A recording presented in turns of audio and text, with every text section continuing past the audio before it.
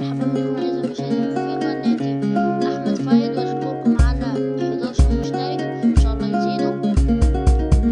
دلوقتي نتعرف على 4 تطبيقات أعتقد أو 3، وفي منهم التطبيق اللي هو بيت المشاركة اللي أنا نسيت أقول لكم فيه آخر مرة.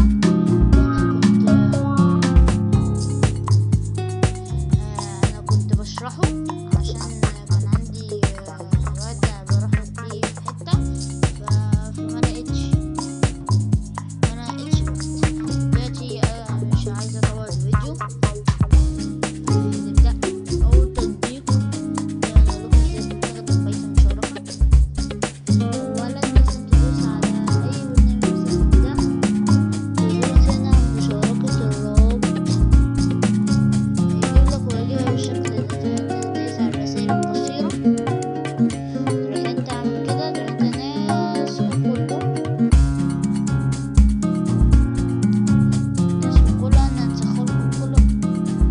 بعد الفاصل بعد ما عملتهم راح دايس نسخ، راح داخل مثلا على اي حتة كده من اليوتيوب اللي احنا كاتبين في الوصف، لكم وصف تكتبوا لصق، تدوس عليه كتير لصق، هاجي اجيب لكم كله احنا دايسين حفظ خلاص. يبقى كده معلم رابط اسفل.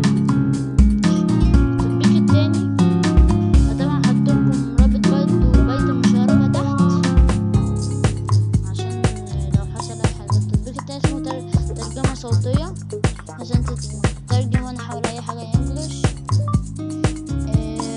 انا اسمي احمد عماد، ان شاء الله تشتركوا في قناتي.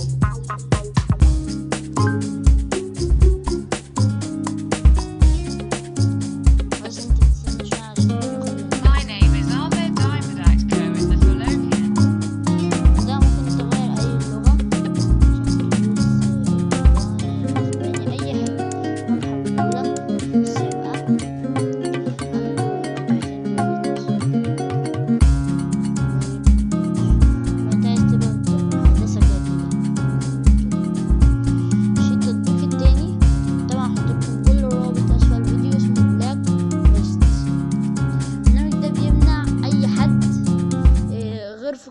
في القائمة بتاعتك يتصل بيك. احنا الأول